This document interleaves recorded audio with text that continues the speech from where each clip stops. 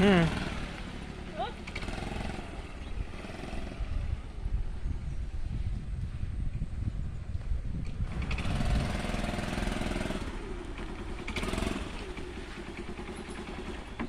ಎಲ್ಲಿಂದ ಬರ್ತಿರೋದು? ನಾನು ಬಸ್ ಸ್ಟ್ಯಾಂಡಿಗೆ ಹೋಗಿದ್ದೆ, ಒಂದು ಪಾರ್ಸೆಲ್ ಬಂದಿತ್ತು. ಹಾಂ ಹಾಂ ಹಾಂ ಹಾಂ. ಏನು ಸ್ಪೆಷಲ್? ಇದು ಹಲಸಿನ ಹಣ್ಣಂತೆ, ಈ ವರ್ಷದ ಫಸ್ಟ್ ಹಲಸಿನ ಹಣ್ಣು ಒಬ್ರು ಮನೇಲಿ ಬಿಟ್ಟಿದ್ದು. ಆ ಗಿಡ ನಾವು ಲಾಸ್ಟ್ 3 ವರ್ಷದ ಮುಂಚೆ ಅವ್ರಿಗೆ ಕೊಟ್ಟಿದಂತೆ, ಅದ್ರಲ್ಲಿ ಫಸ್ಟ್ ಹಣ್ಣು ಬಂದಿತ್ತಂತೆ. ಹೌದಾ? Super super. ಈ ವರ್ಷದ ಫಸ್ಟ್ ಹಲಸಿನ ಹಣ್ಣು ತಿನ್ನೋ ಭಾಗ್ಯ ಬಂದಿದೆ ನಮಗೆ. ನೋಡು ನೋಡು.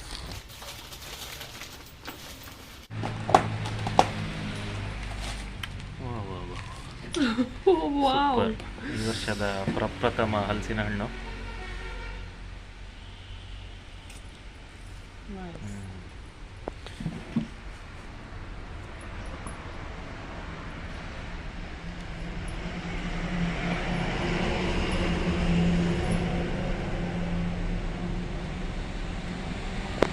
ಸೂಪರಾ?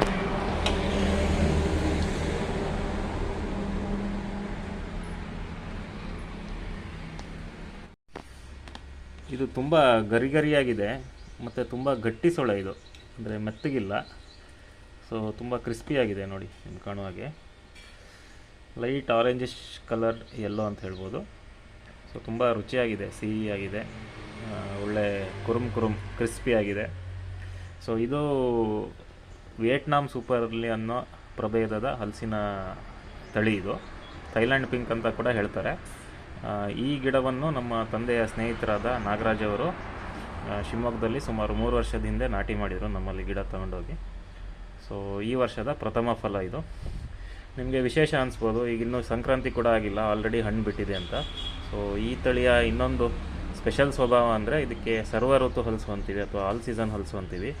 ಸಾಧಾರಣ ನಿಮಗೆ ಹಳೆ ಮರಗಳಲ್ಲಿ ಈ ವರ್ಷ ಈಗಾಗಲೇ 2ನೇ 3ನೇ ಫಸಲಿದು. ಅಂದರೆ ಸಾಧಾರಣ ದೀಪಾವಳಿ ನಮ್ಮ ದಸರಾ ನಂತರನೇ ನವೆಂಬರ್ ತಿಂಗಳಲ್ಲೇ ಇದರ ಪ್ರಥಮ ಫಲ ಎಲ್ಲ ಬಂದಾಗಿದೆ ನಮ್ಮ ತಾಯಿ ಮರಗಳಲ್ಲಿ. ಸೊ ಕುಬ್ಜ ತಳಿ, ಎತ್ತರ ಹೋಗದೇ ಇರೋ ಮರ, ಥೈಲ್ಯಾಂಡ್ ಅಥವಾ ವಿಯೆಟ್ನಾಮ್ ಆ ಬೆಲ್ಟಿನ ತಳಿ ಇದು. ನಮ್ಮಲ್ಲಿ ತುಂಬ ರೈತರು ಇದನ್ನು ಬೆಳೀತಿದ್ದಾರೆ ದೊಡ್ಡ ಪ್ರಮಾಣದಲ್ಲಿ.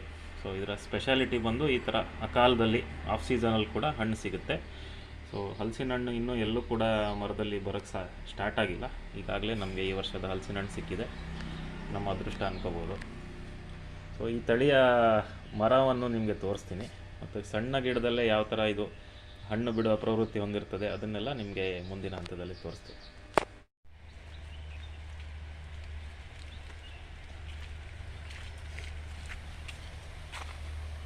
ಆವಾಗ ಹಲಸಿನ ಹಣ್ಣು ತಿಂದಿದ್ದಲ್ಲ, ಆ ತಳಿಯ ಗಿಡ ಇದು ನೋಡಿ, ಎಷ್ಟು ಚಿಕ್ಕ ಗಿಡದಲ್ಲಿ ಕಾಯಿ ಬಿಟ್ಟಿದೆ. ಇದು ಥೈಲ್ಯಾಂಡ್ ಪಿಂಕ್ ಅಂತ ವೆರೈಟಿ, TP ಅಂತ ಮಾರ್ಕ್ ಮಾಡಿದ್ದೇವೆ ಪ್ಯಾಕೆಟ್ ಮೇಲೆ. ಇದು ಸುಮಾರು 1.5 ವರ್ಷದ ಗಿಡ ನೋಡಿ.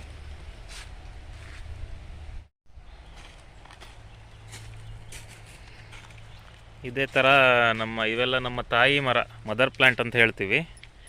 ಸೊ ನೋಡಿ, ಇಷ್ಟು ಸಣ್ಣ ಗಿಡದಲ್ಲೇ ನಿಮಗೆ ಕಾಯಿ ಸೆಟ್ ಆಗಿದೆ ನೋಡಿ.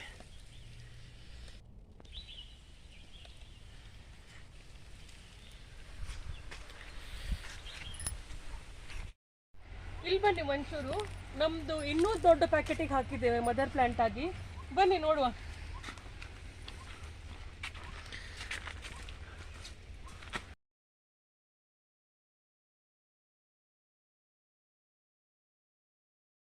ನೋಡಿ,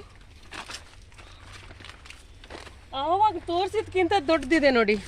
ಇದು ಆಲ್ಮೋಸ್ಟ್ ಗುಜ್ಜೆ ಥರ ಬಳಕೆ ಮಾಡಲಿಕ್ಕೆ ಆಗುತ್ತೆ. ಇದು ನೋಡಿ ಎಷ್ಟು ದಪ್ಪ ಆಗಿದೆ. ಎಷ್ಟು ವರ್ಷದ ಗಿಡ ಇದು? ಇದು ಸಾಮಾನ್ಯ ಒಂದು 4-5 ವರ್ಷದ ಗಿಡ.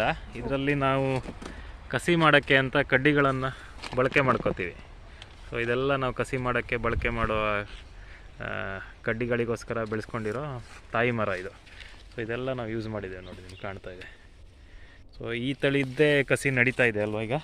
ಥೈಲ್ಯಾಂಡ್ ಪಿಂಕ್ ಇಂದೇ ಕಸಿ ನಡೀತಾ. ನೀವೀಗ ನೋಡ್ತಾ ಇರ್ಬೋದು, ನಾವೀಗ ಇಷ್ಟು ದೊಡ್ಡ ಪ್ಯಾಕೆಟಲ್ಲಿ ಹಾಕಿದ್ರಿಂದ ಈ ಸೈಜಿಗೆ ಗಿಡ ಬೆಳೆದಿದೆ.